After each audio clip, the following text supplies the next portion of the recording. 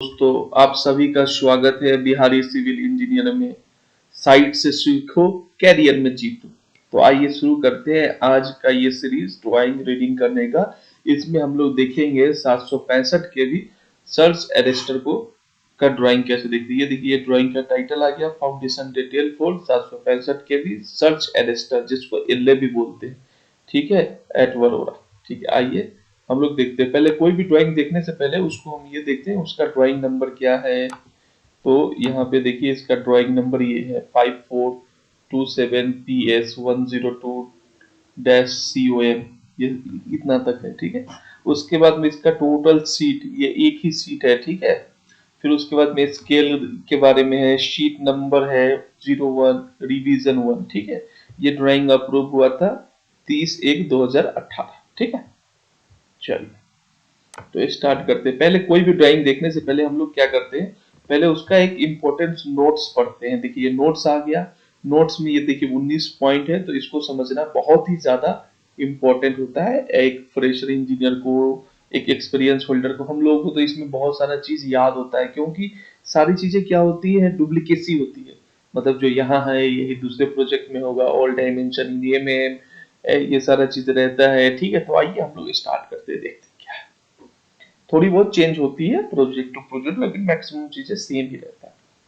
ठीक है, तो एक नंबर में all dimension are in mm and elevation are in metre unless noted otherwise. मतलब बोल रहा है कि जो भी इसमें डायमेंशन है वो mm में है, और एलिवेशन, एलिवेशन मतलब होता है, वो मैं आपको सिखाऊंगा, जैसे सेक्शन करता है उसका हाइट वगैरह के बारे में बोलता है एलिवेशन। ठीक है, तो उसको बोल रहा है कि वो मीटर में है, या फिर अदरवाइज वो नोट किया रहेगा कि भैया किसी और चीज में है। सेकेंड नंबर पॉइंट देखते हैं, बहुत इंपॉर्टेंट पॉइंट है। All structural concrete shall be M25। मतलब क्या बोल रहा है कि भैया जो भी कंक्रीट इसमें लगेगा, स्ट्रक्चर कंक्रीट मतलब आरसीसी, वो M25 ग्रेड में ही लगेगा। ठीक है, तीसरा नंबर पॉइंट है, unless noted otherwise all lean concrete shall be 75 mm thickness end of grade 1:4:8। मतलब क्या बोला, अनलेस नोटेड, या तो आपको नोट किया रहेगा, अदरवाइज जितना भी लीन कंक्रीट मतलब जिसमें रेनफोर्समेंट नहीं होता है। ठीक है ना, तो उसके बारे में बोला कि वो 75 mm थिकनेस का होगा, जो ओनली फॉर रेनफोर्समेंट को प्रोटेक्शन देने के लिए यूज किया जाता है। जैसे कि मान लो रस्ट न लगे, इसके लिए हम लोग पीसीसी करते हैं, एक सरफेस लेवल दिया जाता है, उसी को लीन कंक्रीट कहते हैं। उसका थिकनेस 75 mm है, उसका रेशियो 1:4:8 है। अब आप लोग कमेंट करके बताएं कि 1:4:8 कौन सा ग्रेड ऑफ कंक्रीट होता है। ठीक है, नहीं तो मैं आगे इसके बारे में बताऊंगा। ऑल 4 नंबर पॉइंट देखते, all reinforcement steel bar denoted as a phi shall be HYSD TMT bar. ठीक है ना, हाई इल्ड स्ट्रेंथ डिफॉर्मेशन बोलते हैं, स्टैंडर्ड डिफॉर्मेशन TMT बार बोलते हैं। ठीक है, of grade FE 500 conforming to IS, ये जो रेनफोर्समेंट है उसका IS कोड है 1786-1985 एंड टेक्निकल स्पेसिफिकेशन बोलते हैं इसको, SPEC डॉट है ना, इसको स्पेसिफिकेशन बोलते हैं। तो ये भी मैं सिखाऊंगा कि क्या पढ़ना है क्या नहीं पढ़ना है, आप लोग समझ रहे हो ना, क्योंकि बहुत सारी चीजें हैं जो फ्रेशर इंजीनियर को पता नहीं होता है, बहुत सारे लोगों को पता नहीं होता है, तो उसके बारे में जानना बहुत जरूरी है। फिर आ जाइए 5 number point, unless noted otherwise lab and core length shall be 50 times the dia of bar। अब क्या बोल रहा है, अनलेस नोटेड, या तो नोट किया रहा है, अदरवाइज लैब। लैब आप समझते हैं नहीं समझते, जैसे कोई भी रेनफोर्समेंट है, अब वो रेनफोर्समेंट कितने हाइट लंबाई में आता है आप लोगों को पता है? अगर पता है तो कमेंट करें। रेनफोर्समेंट का क्या होता है कि रेनफोर्समेंट 12 मीटर लेंथ में आती है। ठीक है, लेकिन आप क्या 12 मीटर लेंथ के रेनफोर्समेंट को एक बार में एक खड़ा कर सकते हैं? इट इज इम्पॉसिबल, बिकॉज क्योंकि 12 मीटर को रेनफोर्समेंट को खड़ा करने के लिए उसको प्रॉपर स्टैकिंग वगैरह करना होगा। आपका स्ट्रक्चर 12 मीटर का है क्या? नहीं है। तो आप क्या करेंगे, उसको पार्ट में काटेंगे। या मान लो आपका स्ट्रक्चर है, आप कोई बिल्डिंग बना रहे हो, उसमें 12 मीटर का रेनफोर्समेंट लगेगा। ठीक है ना, या फिर आप कोई राफ्ट वगैरह करो, राफ्ट में लगता है। ठीक है, तो अभी मान के चलो कि सारा 12 मीटर से बड़ा आ गया, तो क्या करोगे? तो वही बोल रहा है कि या फिर छोटा है, तो आप क्या करोगे, आपको ये करना है कि जहां पे भी लैप लेंथ दोगे वो 50 टाइम्स ऑफ द डाया, मतलब अगर मान लो सपोज करो 16 एमएम का रेनफोर्समेंट अगर आप यूज कर रहे हो, 50 टाइम्स ऑफ डाया लिखा हो, 16 एमएम का अगर रेनफोर्समेंट आप यूज कर रहे हो तो 16 इंटू में 50, तो मतलब 800 हो गए, ठीक है ना। तो 800 एमएम आपको लैप लेंथ देना है, मतलब एक स्टील से दूसरे स्टील के ऊपर 800 एमएम यूज करना है, चढ़ाना है स्टील को। अगर मान लो आपका 12 का स्टील यूज कर रहे हो तो 12 इंटू में 50 मतलब 600 एमएम का लैप लेंथ होगा, मतलब एक स्टील है तो दूसरा स्टील उसके ऊपर 600 एमएम ओवरलैप करेगा। अगर मान लो आपका 10 एमएम का स्टील यूज कर रहे हो तो 10 इंटू में 50, तो मतलब 500 एमएम। इसी तरीके से 50 times of dia bar. I hope आप लोग समझ चुके होंगे। अब आइए 5 नंबर पॉइंट पे देखते हैं, 6 नंबर पॉइंट पे, clear cover to main reinforcement shall be 50 mm, मतलब क्लियर कवर। अब क्लियर कवर क्या है, आप लोगों को बहुत सारे लोग होंगे जिनको समझ में नहीं आएगा, जिनको आ रहा है वो कमेंट करे। क्लियर कवर मींस क्या है, कोई भी रेनफोर्समेंट अभी उसके ऊपर में कंक्रीट का एक लेयर होगा, बिकॉज अगर कंक्रीट का लेयर नहीं होगा तो रेनफोर्समेंट क्या करेगा, एटमॉस्फेरिक में जाके उसमें मॉइस्चर आ जाएंगे, रस्ट हो जाएगा। तो इसके लिए क्या है, फिर उसका स्ट्रेंथ नहीं रहेगा, वहां पे हानिकॉम हो जाएगा। तो इसके लिए क्या है, कंक्रीट के ऊपर रेनफोर्समेंट के ऊपर में 50 एमएम जो मेन बार होता है, मैं बताऊंगा कौन सा मेन बार है क्या है, तो उसके ऊपर में 50 एमएम कंक्रीट तो आना ही चाहिए, वही लिखा हुआ है, ठीक है ना। Clear cover to main reinforcement cell with 50 mm, ठीक है। अब 7 नंबर पॉइंट देखते हैं, design net bearing capacity is 12 ton per square metre at 2 metre below FCL. अब क्या बोल रहा है, ये क्या है ना, ये डिजाइन इंजीनियरिंग का पार्ट है, फिर भी मैं आप लोगों को थोड़ा बता देता हूँ। डिजाइन ये क्या बेरिंग कैपेसिटी होता है, सॉइल की एसबीसी बोलते हैं, ठीक है ना, सॉइल बेरिंग कैपेसिटी। तो इसको निकालते हैं, इसमें प्लेटलेट टेस्ट वगैरह होता है, सॉइल इन्वेस्टिगेशन होता है, तो उसके हिसाब से निकालते हैं। तो 2 मीटर डेप्थ में बोल रहा है, एफजीएल से 2 मीटर जाने पे वो 12 टन पर मीटर स्क्वायर है। अगर आप लोग जानना चाहते हैं कि सॉइल का बेरिंग कैपेसिटी कैसे निकालते हैं तो उस पर भी मैं वीडियो बना दूंगा, आप लोग कमेंट करें। 8 नंबर पॉइंट क्या है, for location of equipment foundation. अब इक्विपमेंट फाउंडेशन क्या होता है, अभी आप लोग जैसे अभी मैंने वीडियो बनाया था इससे पहले, उस पे काफी कमेंट आया था, तो मैंने अभी एलए का वीडियो बनाया। तो उसमें क्या है ना, टावर मैंने दिखाए थे आप लोगों को, अगर आप लोग को समझ में नहीं आया तो आई बटन पे इसका लिंक मिल जाएगा, आप लोग जा सकते हैं। तो टावर्स थे, उसमें एलए था, सीटी था, बीपीआई था, सीडी था, आइसोलेटर था। तो जो भी ये इक्विपमेंट है ना, इसी को बोलते हैं इक्विपमेंट फाउंडेशन। और इसमें टावर थे, फायरवॉल था, रिएक्टर फाउंडेशन था, तो वो सारा चीज है, ठीक है। तो आइए देखते हैं, ठीक है। तो for location of equipment foundation refer layout of respective sub station. मतलब क्या बोल रहा है, ये तो इंडिविजुअल ड्राइंग है, अब इसका जो लोकेशन वगैरह है आपको लेआउट ड्राइंग ही देखना पड़ेगा। तो ये बात भी सही है। अब एज ए इंजीनियर आपको एक थंब रूल याद रखना है, कोई भी इंटरव्यू में ये बहुत ही इंपॉर्टेंट चीज है, इसको कभी मत भूलिए। पहले हम क्या करते हैं, सबसे पहले हम लोग फाउंडेशन लेआउट ड्राइंग लेते हैं, जिसमें हमें जो स्ट्रक्चर है उसका लोकेशन पता चलता है, ठीक है, और साथ में ओरिएंटेशन पता चलता है। आप सिविल इंजीनियर है, आई होप मैं समझ रहा हूँ कि ओरिएंटेशन किसको बोलते हैं, आप इतना तो समझ रहे हैं। नहीं समझ रहे हैं तो आप कमेंट करें, मैं उसके बारे में भी बताऊंगा कि ओरिएंटेशन क्या होता है, लोकेशन क्या। तो पहला होता है लोकेशन, दूसरा होता है ओरिएंटेशन, फिर उसके बाद हम क्या करते हैं, उसका इंडिविजुअल ड्राइंग लेते हैं और उसमें उसका साइज देखते हैं कि भैया ये कितना मीटर का है, 2300 का है, 2500 बाई 2500 का है, 5 मीटर बाई 4 मीटर का, जो भी है। तो पहले हमने देखा फाउंडेशन लेआउट में लोकेशन, फिर हमने उसका फिर देखा ओरिएंटेशन, फिर हमने इंडिविजुअल ड्राइंग उठाया और फिर उसका मापा साइज और फिर कर दिया लेआउट। और फिर उसके बाद लेते हैं हम लोग लेवल्स। लेवल किससे लेते हैं, सबको पता है ना, नहीं पता है तो कमेंट करें, मैं बताऊंगा। लेवल्स हम लोग लेते हैं ऑटो लेवल से। ऑटो लेवल से लेने के बाद में ग्राउंड का हम लेवल लेने के बाद में फिर हम लोग स्टार्ट करते हैं एक्सावेशन, और एक्सावेशन करने के बाद में फिर हम लोग स्टार्ट करते हैं ड्रेसिंग और पीसीसी, ठीक है। और पीसीसी करने के बाद में फिर क्या करते हैं, रेनफोर्समेंट प्लेसिंग करते हैं। किसका करते हैं, तो बॉटम जाली ऑफ द फाउंडेशन। और उसके बाद में फिर हम उसका वर्टिकल रेनफोर्समेंट बांधते हैं। अगर किसी को समझ में नहीं आ रहा वर्टिकल रेनफोर्समेंट क्या होता है, फाउंडेशन का बॉटम जाली क्या होता है, तो उस पर भी मैं अभी आगे चल के बताऊंगा।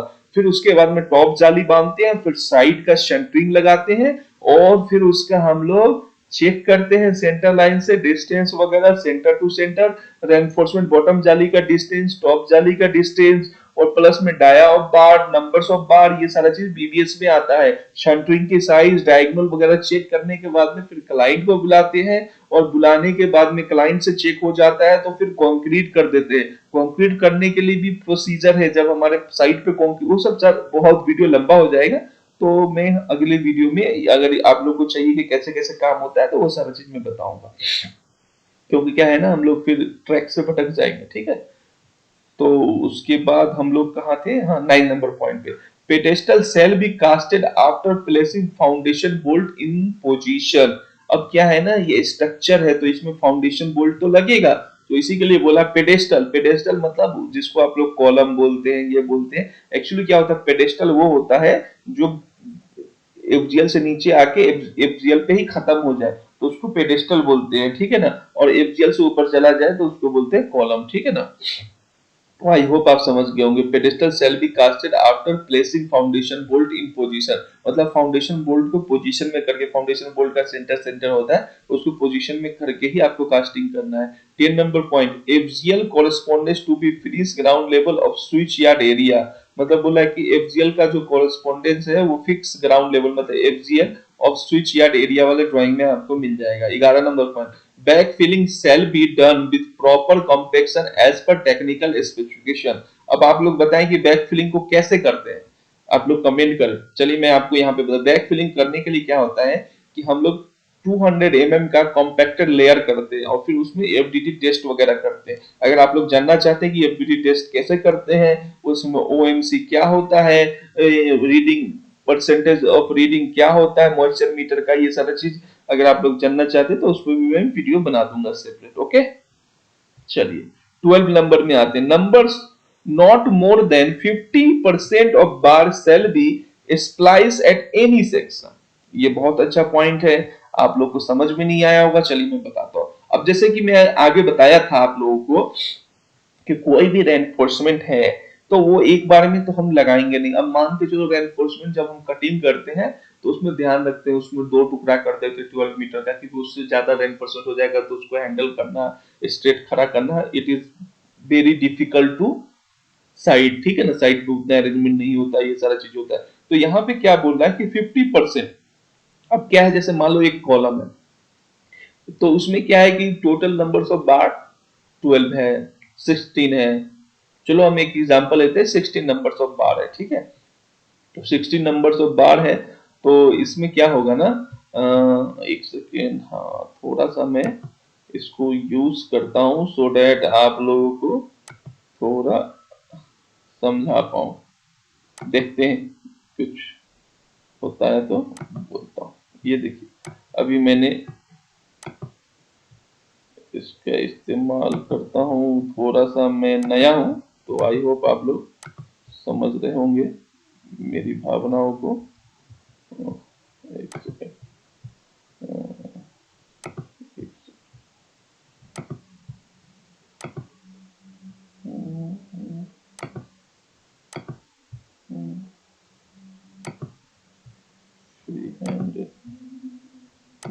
ठीक, देखते हैं क्या होता है।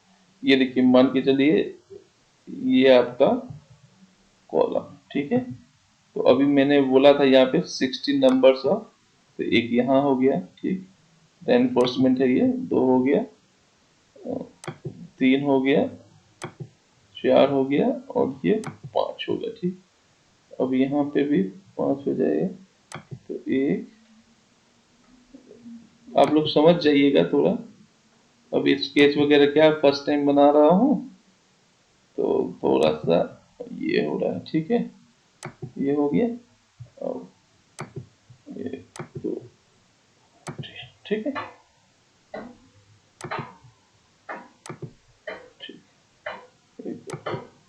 ठीक है। ये 16 नंबर्स ऑफ रेनफोर्समेंट हो गया, थोड़ा सा आप लोग समझिए गए डॉट डॉट। तो क्या बोल रहा है, जैसे देखिए 1 2 3 4 5 6 7 8 9 10 11 12 13 14 15 16, ठीक है। तो अब क्या ये 16 नंबर्स ऑफ बार है ना, तो अब 16 का हम एक बार एक जगह पे अगर लैब दे देंगे तो बहुत डिफिकल्ट हो जाएगा और वो बाद में फेलियर भी हो सकता है। तो क्या करते हैं ना, 50% ऑफ बार को एक जगह पे देते हैं। तो जैसे मान लो इसमें हमने लैब दिया एक लोकेशन पे, तो इसमें नहीं देंगे लैब, इसका सरिया को रेनफोर्समेंट को थोड़ा बड़ा काटेंगे, फिर इसमें लैब देंगे, ठीक है, फिर इसमें नहीं देंगे, फिर इसमें देंगे, फिर इसमें नहीं देंगे, फिर इसमें देंगे, फिर इसमें लैब नहीं देंगे, इसमें देंगे, ऐसे करके एक को बड़ा एक को छोटा काटना होता है, फिर इसमें देंगे, इसमें नहीं देंगे, फिर इसमें देंगे और इसमें नहीं देंगे, ऐसे करके देना होता है। आई होप आप लोग समझ गए, ठीक है। चल अब अगला पॉइंट देखते हैं, 13 number, deeper foundation to be casted before shallow foundation. बहुत अच्छी बात है। अब ये तो आप लोग समझ रहे हो, नहीं समझ रहे तो बता दे। डीपर फाउंडेशन, जैसे मान लो अब ये फाउंडेशन है, इक्विपमेंट फाउंडेशन, इसका डेप्थ कम होगा और टावर का ज्यादा होगा, तो बोल रहा है कि डीपर फाउंडेशन जो ज्यादा डेप्थ का है उसको पहले कास्ट कर दे बिफोर सैलो फाउंडेशन, मतलब सैलो मतलब छोटा। अब क्या सीन है कि मान लो किसी का 4 मीटर गड्ढा करना है और किसी का 2 मीटर पे करना है, तो आप क्या करोगे, 2 मीटर वाला करोगे कि 4 मीटर वाला करोगे? ऑफ कोर्स सी बात है 4 मीटर पे करोगे। तो क्या ना, स्विच यार्ड में क्या होता है ना, सबसे पहले हम लोग क्या करते हैं, गैंट्री टावर का फाउंडेशन का ये करते हैं। आप लोग कमेंट करें तो हम गैंट्री टावर का वीडियो बनाएंगे, ठीक है। तो गैंट्री क्या करते हैं, गैंट्री का डेप्थ ज्यादा होता है, 3 मीटर 4 मीटर, डिपेंड करता है एसबीसी के ऊपर, और इक्विपमेंट का 1500 2 मीटर होता है, 1 मीटर भी होता है बहुत जगह पे, ठीक है ना। तो ऐसे करके होता है, तो वही बोल रहा है कि पहले आपको डीपर का करना होगा, बाद में सैलो का करना होगा, वही चीज है। फिर 14 नंबर पॉइंट पे, फॉर ओरिएंटेशन एंड लोकेशन। देखिए मैंने बोला था ना आप लोग, orientation and location of foundation refer relevant foundation layout, मैंने बताया था अभी ऊपर में कि फाउंडेशन लेआउट के हिसाब से उसका ओरिएंटेशन और लोकेशन देखते हैं। तो आई होप आप इस पॉइंट को समझ गए होंगे।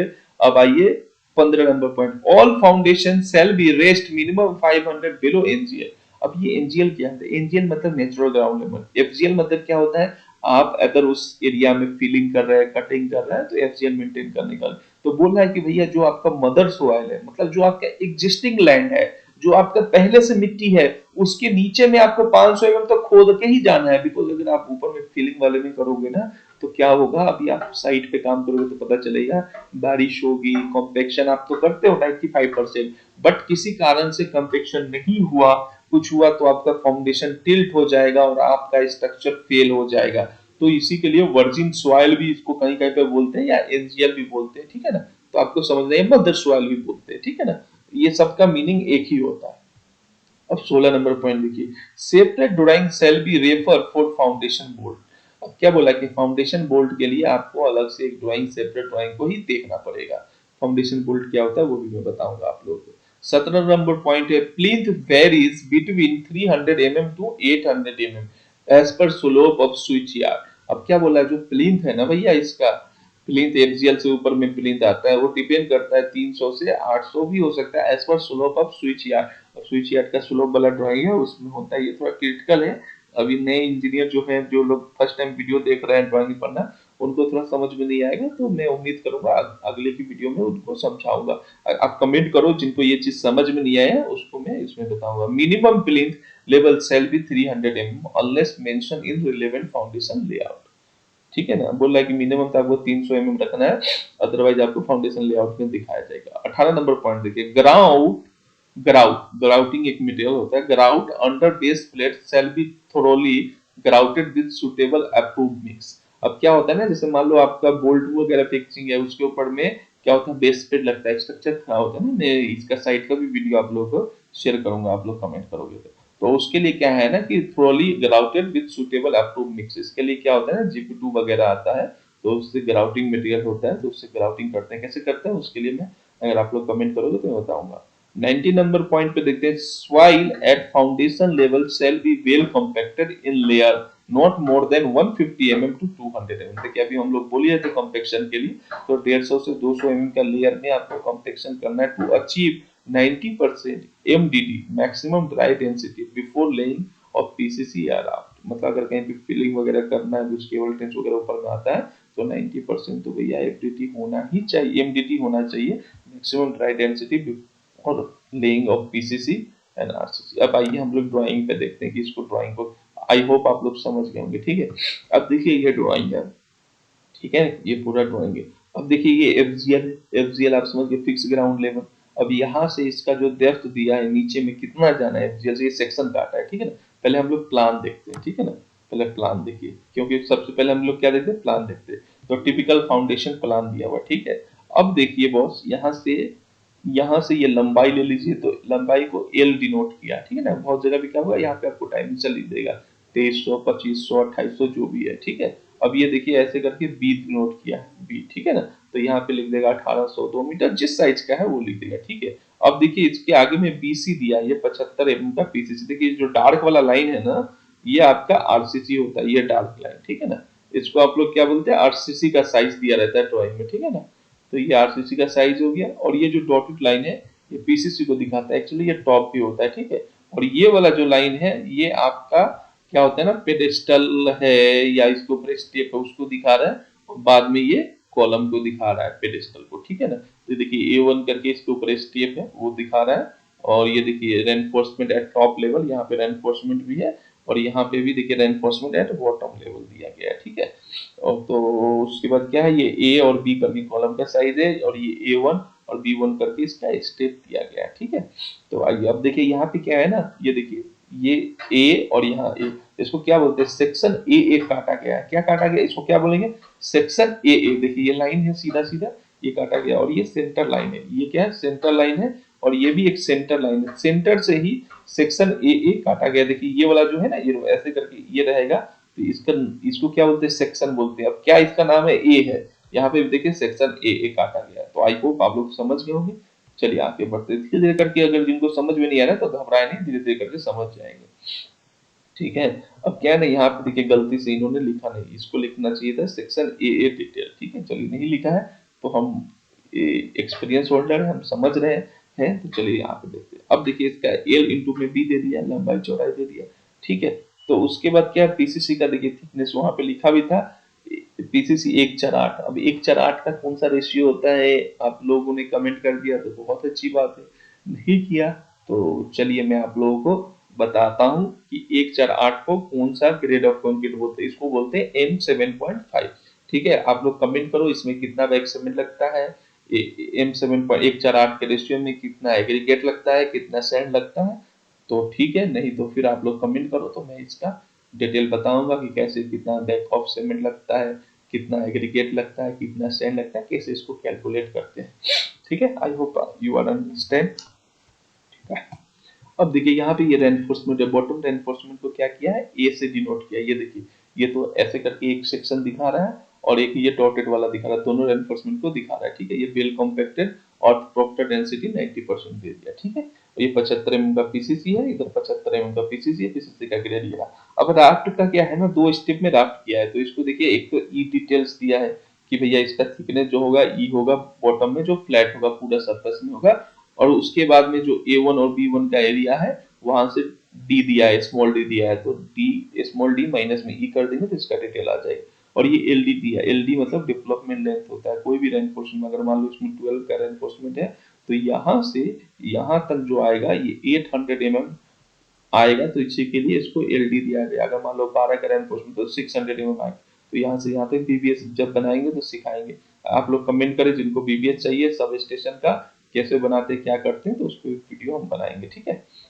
अब ये जो टॉप वाला रेनफोर्समेंट है उसको 2 से डिनोट किया, ठीक है ना। तो यहाँ देखिए ये वाला डॉटेड डॉटेड दोनों को, और ये स्ट्रेट वाला रेनफोर्समेंट उसको भी दे दिया, ठीक है। तो ये हो गया। अब देखिए इसको, देखिए इसका नाम लिखा है ना, ए इंटू में B1, A1 इंटू में B1 है ना, जो वहां पे था। अब देखिए reinforcement detail as per column schedule 3 number में, ये कॉलम है, कॉलम या पेडेस्टल जो भी बोले, तो उसमें दिया गया। देखिए यहाँ पे सेक्शन क्या काटा है, आप लोग कमेंट करें क्या काटा है सेक्शन पेडेस्टल में, तो ये काटा है सेक्शन बीबी। आप लोग समझ रहे हैं, बीबी काटा है, ठीक है ना। ये सिंबल सेक्शन का होता है, ठीक है। और ये एफजीएल मतलब सब लोग समझ रहे हैं, एफजीएल मतलब फिक्स ग्राउंड लेवल। अब ये देखिए 40 mm थिकनेस ग्राउटिंग, ग्राउटिंग का मटेरियल दे दिया है, 40 mm थिकनेस ग्राउटिंग करना है। और एफजीएल से प्लिंथ लेवल कितना है, 300 मिनिमम, 800 मैक्सिमम। हम लोग पकड़ के चलते हैं कि 300 ही mm है। ये क्या है ना, थोड़ा सा एक्सपीरियंस होगा तो धीरे धीरे करके आप लोग समझ जाएंगे ये 300 800 mm कैसे क्या होता है, ठीक है ना। ये रेनफोर्समेंट है, और ये वाला जो है ये फाउंडेशन बोल्ट है, ठीक है ना, फाउंडेशन बोल्ट है। और इसमें ये रिंग का डिटेल भी दिया गया है। चलिए तो आइए सेक्शन बी भी पहले देखते हैं, फिर हम आप लोग को समझाएंगे, है ना, ठीक है, एक एक करके। अब सेक्शन बी भी चलिए सेक्शन बी भी शायद कहीं और होगा, ये रहा सेक्शन बी भी यहीं पे, ठीक है। तो सेक्शन बी भी ये काटा गया है। सेक्शन बी भी देखिए ए और बी लंबाई चौड़ाई दे दिया गया है, और इसका जो रेनफोर्समेंट है उसको 3 से डिनोट किया है और रिंग को 4 से डिनोट किया है। आई होप आप लोग समझ रहे हैं। चलिए अब स्टार्ट करते हैं एक एक डिटेल। अब क्या ना, बहुत जगह में दे देता है, बहुत जगह में ऐसे करके दिखाया गया है। तो आइए पहले एल देखते हैं और बी का साइज देखते हैं, ठीक है ना। तो फाउंडेशन का लंबाई चौड़ाई पता चल जाएगा, ठीक है। तो आइए चेक करते हैं। ये देखिए यहाँ पे दिया गया है minimum depth of foundation D, ये जो टी वाला है सेक्शन, ये कितना दिया गया है बिलो एफजीएल इन एमएम, ठीक है ना, 2 मीटर रेफर सेक्शन, ठीक है ना। तो ये सेक्शन के हिसाब से क्या है, ये एफजीएल से 2 मीटर पे, तो ये पीसीसी का टॉप हो गया, उसके नीचे में 75 एम। तो जब आप एक्सकवेशन करेंगे तो 2 मीटर 75 करेंगे, टी का वैल्यू 2 मीटर। बहुत जगह में यहाँ पे 2 मीटर लिख देता है। अगली वाली ड्राइंग वगैरह भी है हमारे पास कुछ दूसरे साइड का, तो वहां पे भी दिखाऊंगा। ये 75 mm थिकनेस है, ठीक है। तो अब क्या करोगे, आप लेआउट करोगे और करने के बाद में आपका टीवीएम रहेगा, वहां से लेवल लोगे, लेने के बाद में एफसीएल जो भी होगा उससे 2 मीटर 75 तक आप लोग डेप्थ करोगे, फिर ड्रेसिंग करके पीसीसी कर दोगे, ठीक है। I hope you understand. अब आ जाइए एल और बी। अब एल और बी यहाँ पे था, ठीक है ना, ये देखिए एल और बी, ठीक है ना। तो इसका राफ्ट का साइज कितना है 3200 बाई 3200। अब 3200 बाई 3200 का राफ्ट है, पीसीसी कितना हो जाएगा कमेंट करें, आप लोग कमेंट करके बताएं। 3200 प्लस में 75 75 मतलब 3350 बाई 3350 हो जाएगा। समझ गया। फाउंडेशन का thickness of foundation D and E. अब डी बराबर कितना है 300 mm है, ठीक है। और ई बराबर कितना है 150, तो 150 तक का पूरा एरिया में रहेगा 3200 है 3200 का। और डी वाला एरिया 150 है, वो कितना का है 950। एक सेकेंड देख लेते हैं कितना दिया, 1650 इंटू में 1650, ए वन इंटू में बी वन, 1650 इंटू में 1650 दिया गया, ठीक है ना। चलिए ठीक है। उसके बाद आ जाइए अब रेनफोर्समेंट की बारी। अब देखो इसमें क्या है ना, बॉटम रेनफोर्समेंट बोथ वेज, मतलब बोथ वेज हो गया, इस डायरेक्शन में और इस डायरेक्शन में, दोनों डायरेक्शन में बोल रहा है कितना एमएम का है। बहुत जगह में अलग अलग भी रहता है, तो हम सिखाएंगे, ठीक है आप लोग। तो 12 डाया, ये देखो रेनफोर्समेंट को ये डाया बोलते हैं। क्या बोलेंगे इसको, कैसे पढ़ेंगे, 12 dia at the rate 190 centre to centre, मतलब 12 एमएम का रेनफोर्समेंट है और 190 सेंटर टू सेंटर में बिछाना है। जैसे मान लो ये रेनफोर्समेंट है, तो यहाँ से स्टार्ट करेंगे, 190 इसका सेंटर हो जाएगा, फिर 190 इसका सेंटर हो जाएगा, फिर 190 इसका सेंटर। कौन सा रेनफोर्समेंट है, तो 12 एमएम का रेनफोर्समेंट है। बीबीएस कैसे बनाते हैं, अगर आप लोग कमेंट करोगे तो मैं बीबीएस बनाना भी सिखाऊंगा, ठीक है। अब top reinforcement both ways, top reinforcement कौन सा है, ये है 2 नंबर, ठीक है। अब इसका क्या बोल रहा है 10 एमएम का रेनफोर्समेंट 190 सेंटर सेंटर, ठीक है। ये 1650 का एरिया है और ये आपका 3200 का एरिया था। ये 1650 के हिसाब से 190 सेंटर सेंटर पे लग जाएगा। ये देखिए डॉटेड लाइन दिखा है ना, ये रेनफोर्समेंट है। सीधा वाला आप कैसे दिखाएगा, सेक्शन काटा है तो इसलिए, ठीक है। सीधा वाला मान लो ये है तो ऐसे ऐसे करके आएगा, ये वाला ऐसे ऐसे करके आएगा, ठीक है। तो ये सारी चीजें धीरे धीरे करके आप लोग को समझ में आ जाएगा। 75 mm thickness PCC 148 LC into में डीसी, ठीक है ना। 3350 दिया हुआ है। आई होप आप लोग समझ रहे हैं, ठीक है। अब आ जाइए कॉलम का वर्टिकल देखते हैं, ठीक है। अब ये 3 नंबर है वर्टिकल रेनफोर्समेंट 12 mm का 12 नंबर। तो 12 नंबर रेनफोर्समेंट देखिए यहाँ पे गिन सकते हैं 1 2 3 4 5 6 7 8 9 10 11 12, ठीक है ना। तो 12 नंबर रेनफोर्समेंट है, इसमें मास्टर रिंग एक है और 2 स्मॉल रिंग, ठीक है ना। तो इसमें ये हुक कितना का होता है आप लोग कमेंट करके बताएं, ठीक है। उसके बाद में इसका टाई, जो ये 4 नंबर जो इसका रिंग वगैरह के बारे में दिया गया है, ये 8 mm का है, 190 सेंटर सेंटर है। जो लोग बीवीएस बना सकते हैं वो बीवीएस बना के भी शेयर करें, देखते हैं किसका क्या होता है। ये इक्विपमेंट मार्क किया हुआ है 765 पे भी एल है, ठीक है। ये कॉलम या पेडेस्टल लिखा हुआ है, पेडेस्टल आप लोग समझ रहे हैं, ठीक है। तो कॉलम का साइज कितना है ए इंटू में बी, देखिए ए इंटू में बी कितना है 950 बाई 950। तो आप लोग कमेंट करें कि रिंग का साइज क्या होगा। रिंग का कवर मान लीजिए 40 mm है, ठीक है। तो ये करें आप लोग बताएं कि रिंग का साइज क्या होगा, ठीक है। और ये जो है आपका स्मॉल रिंग, इसका साइज क्या होगा, दोनों कमेंट करके बताएं, ठीक है। तो क्या है कि बाकी लोग जो वीडियो में है उनको भी थोड़ा समझ में आएगा, जो नए हैं कि कैसे निकालते हैं क्या करते हैं, ठीक है। अब बताइए फाउंडेशन बोल्ट का सेटिंग के बारे में। अब देखिए इसमें कितने नंबर्स ऑफ फाउंडेशन बोल्ट रख रहे हैं, 3 3 6 9 12, 12 नंबर्स ऑफ फाउंडेशन बोल्ट लग रहे हैं। अब देखिए ये जो अंदर अंदर इन वाला फाउंडेशन बोल्ट है वो 427 है। देखिए यहाँ पे 400, जो आउटर आउटर है कितना है 677 mm है, ठीक है ना। तो सेंटर से 427 का हम क्या करेंगे, कॉलम का सेंटर आ गया, मतलब ये वाला आ गया पोजीशन, ठीक है ना, सेंटर। अब यहाँ से क्या करेंगे, 427 है तो 427 डिवाइडेड बाई 2, तो यहाँ से ये इधर आ जाएगा, यहाँ से इधर आ जाएगा, ऐसे करके फिर यहाँ से मान लीजिए 677 है तो इधर आ जाएगा, इधर आ जाएगा। अब देखिए यहाँ पे फाउंडेशन बोल्ट का डाया भी दिया हुआ है, 12 नंबर्स ऑफ 25 mm डाया, ठीक है। तो ऐसे करके ये प्लेट साइज भी दे रखा है 225 बाय 225। तो ऐसे करके सारी चीजें हैं। आई होप, आशा करता हूँ कि आप लोगों को समझ में आएगा वीडियो। तो फिर मिलते हैं दोस्तों नेक्स्ट वीडियो में। जो नए हैं इस चैनल को सब्सक्राइब करें और कमेंट करें कुछ डाउट है तो, ठीक है दोस्तों। Thank you for watching this video.